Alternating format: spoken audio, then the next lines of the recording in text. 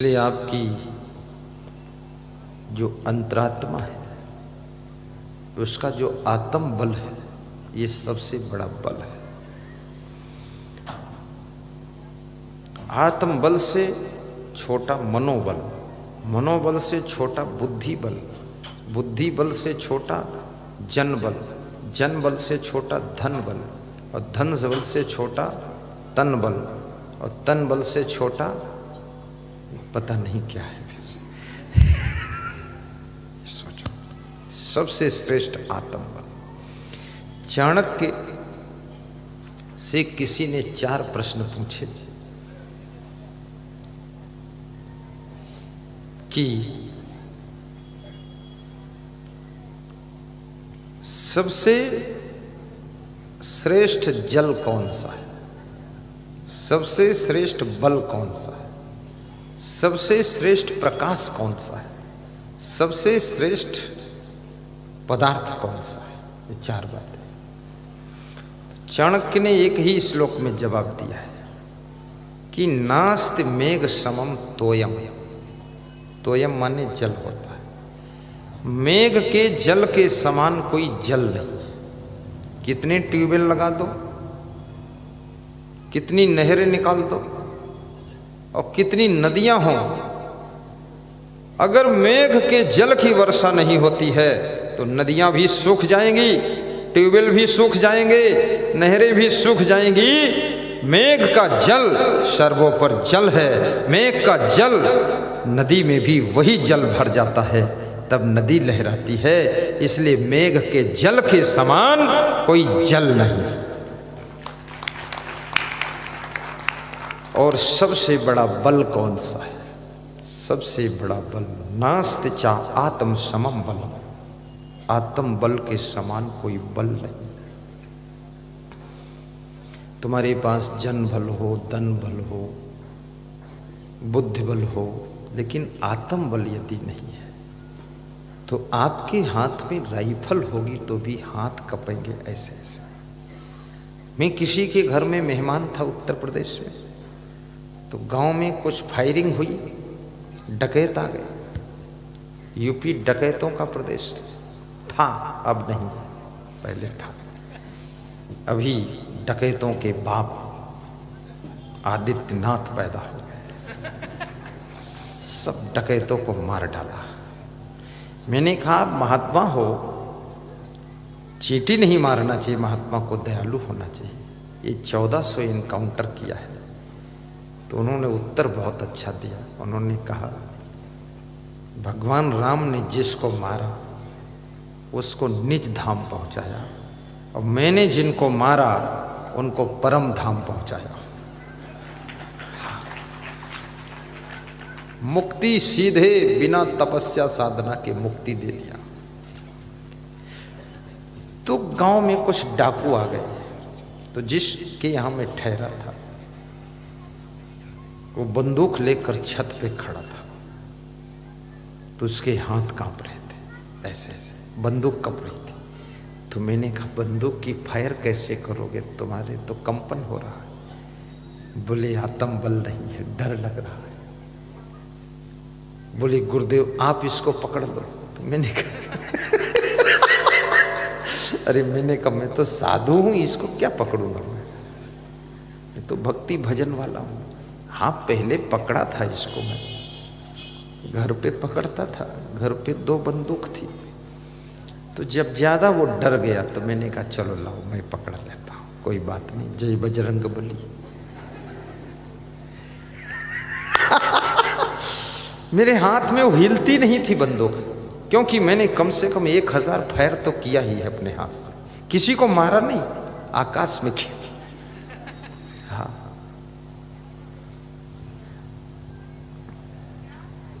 और हमारे पिताजी जो थे वो सबके रक्षक बनकर रहते थे। महाराणा प्रताप जैसी मूंछ रखते थे, किसी को कोई सताए तो बीच में वो आ जाते थे, रक्षक कवच कुंडल बनकर। और तब मैंने सोचा ये आत्म बल बहुत बड़ी चीज है। हनुमान जी कि साथ में ना बानर सेना थी, ना रीछ भालू की सेना थी, ना राम थे ना लक्ष्मण थे, हनुमान अकेले थे। लेकिन उनके साथ में फिर कौन था? कोई नहीं था। उनके साथ में राम की कृपा थी और आत्म बल था, इसलिए लंका में अकेले जाकर डंका बजा दिया था।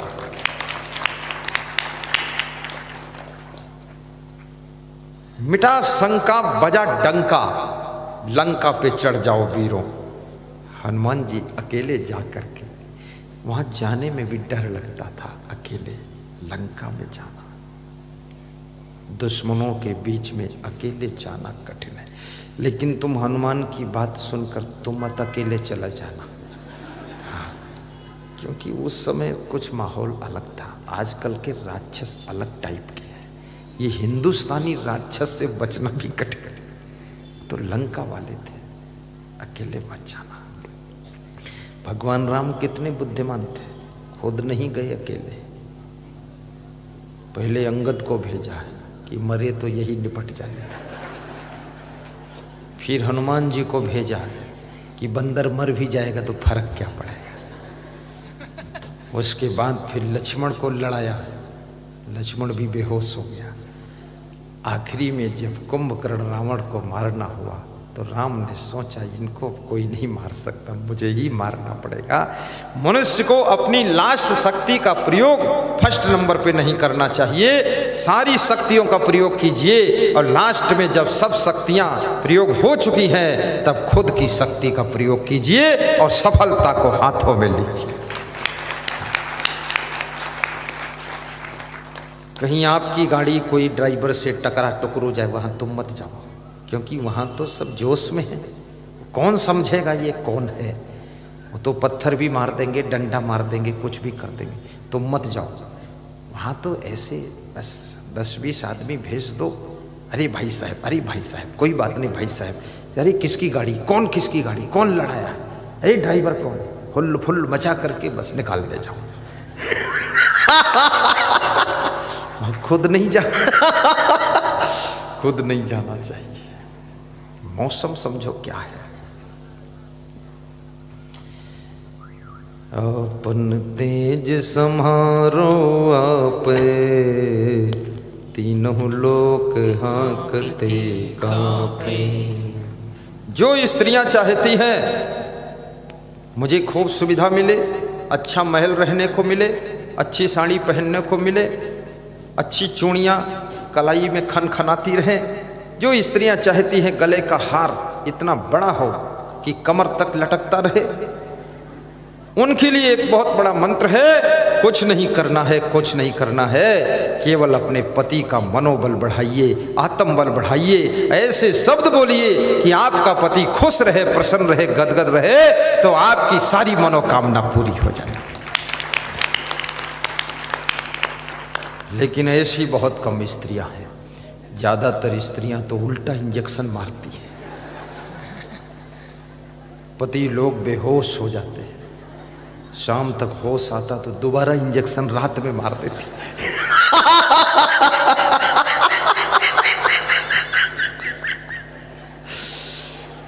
कितने लोग तो अपनी पत्नी को देख करके कांप जाते हैं, ऐसे जैसे बिल्ली को चूहा देखता कांपता है। ऐसी हालत है। देखते हैं अरे ये शेरनी कब न टूट पड़े मेरे ऊपर, बहुत खतरा है। कितनी स्त्रियां तो अपने पतियों को इतना डांटती हैं बेडरूम में, पूरी लंबाई बढ़ा देती हैं। तो क्या समझ रखा, मूर्ख है, पागल है, बुद्धू है। पति हाथ जोड़ कर कहता श्रीमती जो कहो वही हूं। पर इस तरह अपने पति को कभी मत बोलिए। याद रखना तुम्हारा सौभाग्य है जो तुमको ऐसा पति मिला है। उसका मनोबल बढ़ाइए, आत्मबल बढ़ाइए और कहिए कि मैं किस्मत वाली हूं जो तुम जैसा हमको पति मिला है, ये भी कहिए। और जो पुरुष चाहता है कि मुझे अच्छा भोजन खाने को मिले, घर क्लीन मिले, सामान सेटिंग से मिले और घर की साज सज्जा सही रहे, अतिथि का सत्कार खूब अच्छा हो, तो बस एक ही काम करना, सवेरे उठ करके गुरु मंत्र जपो न जपो, देव मंत्र जपो न जपो, अपनी पत्नी को बोल देना, देवी तुम अगर ना होती तो ये घर नहीं संभलता, धन्य हो तुम इसको संभाले हो। बस फिर आपकी पत्नी का मनोबल जग जाएगा और वो जुट जाएगी, फिर ऐसा दौड़ दौड़ के काम करेगी जैसे मारुति कार भागती है, ऐसे भागेगी। हाँ,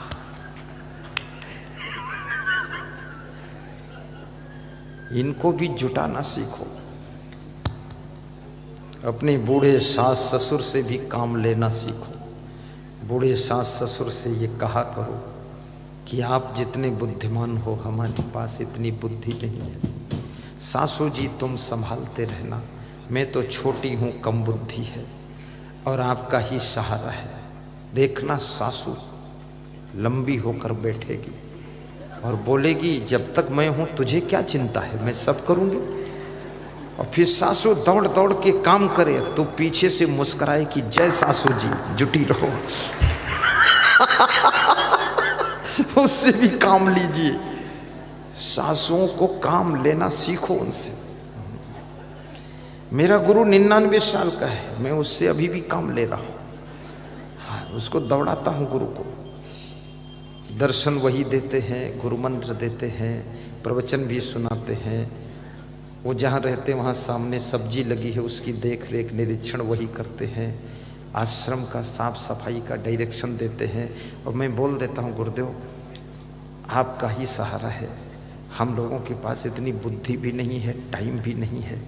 तो बोलते हैं जब तक मैं हूँ तुम टेंशन क्यों लेते हो, तुम जाओ प्रवचन करो, मैं ताली बजाकर निकल आता हूँ।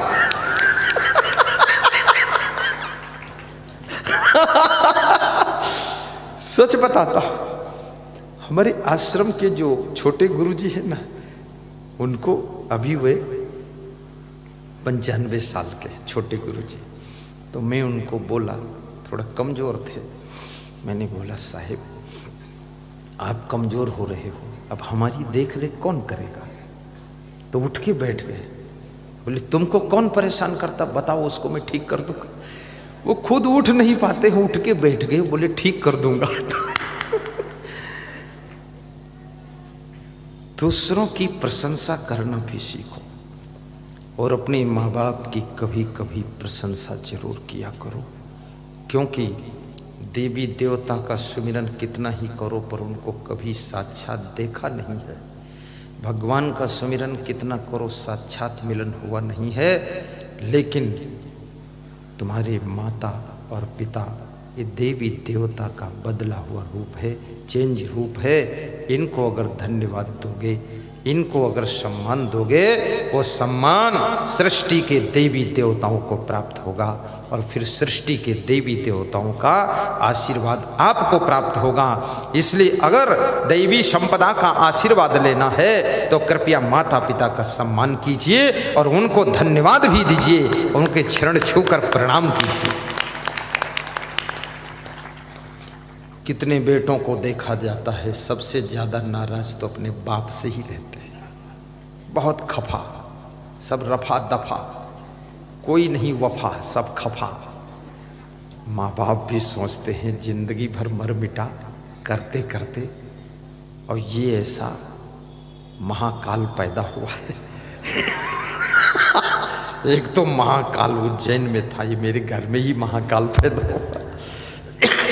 खाम खा क्रोध करता है, ना समझी की बात करता है। जो तुम्हारे पिताजी ने किया है वो बहुत है, जो और जरूरत है तुमको करने को मना कौन करता है। जो तुम्हारे गुरु ने कर दिया, आश्रम बना दिया, वो बहुत है। जो और तुम्हें जरूरत है तो तुमको मना कौन कर रहा है, उससे बड़ा बना लो। गुरु पे नाराज क्यों होते हो, पिताजी पर नाराज क्यों होते हो, माँ से टेंशन क्यों करती हो, सास ससुर से खफा मत होइए, बल्कि सास ससुर से कहिए तुम ही मेरे वफा करने वाले हो और सारी गलतियों को रफा दफा करने वाले हो। सास ससुर के रूप में तुम हमें देवी देवता मिले हो। तुम्हें माता च पिता तुम्हें हो, तुम्हें बंधुश्च सखा तुम्हें हो, तुम्हें सर्वम मम देव देव, तुम्हें विद्या द्रविड़म तुम्हें हो, तुम्हें सर्वम मम देव देव। सास ससुर का सम्मान करने वाली नारी भले पूजा करने मंदिर में न जाए, फिर भी उसकी मनोकामनाएं पूरी होती चली जाती है। मंदिर में फूल लेकर तुम खड़ी रहो कि या देवी सर्वभूतेषु, और अपनी सासू की टांग पटक कर मारो, कुछ भी मिलने वाला नहीं। क्योंकि वो मंदिर की देवी भी समझती है जब सासू की इस तरह दशा कर रही है और मैं इसको कहीं दर्शन दिया मेरी टांग पटक के मारेगी तो क्या करूंगी, वो मिलने वाली नहीं। इसलिए घर को मंदिर जैसा बनाइए। मंदिर को तो मंदिर रहने दो, मंदिर को घर मत बनाओ। कितने पुजारियों ने, कितने चुट्टों ने, कितने झुट्ठों ने मंदिर को अपना घर बना दिया और कितने बेईमानों ने आश्रमों को अपना घर भूरा बना दिया। आश्रम को आश्रम रहने दो, मंदिर को मंदिर रहने दो, लेकिन जो तुम्हारा घर है इसमें आश्रम जैसी साधना होनी चाहिए और मंदिर जैसी पूजा होनी चाहिए और घर के लोग नर नारी देवी देवता जैसे पवित्र विचार के होने चाहिए। तब आपका जीवन स्वर्ग हो जाए।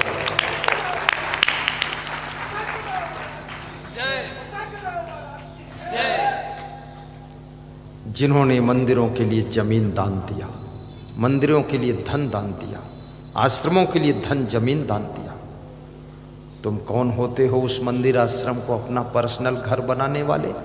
शर्म नहीं आती है? मंदिर आश्रम के लिए दे न सको तो हजारों लोगों की दान की संपत्ति से मंदिर आश्रम खड़े होते हैं। इसको लेने का तुम्हारा हक नहीं है।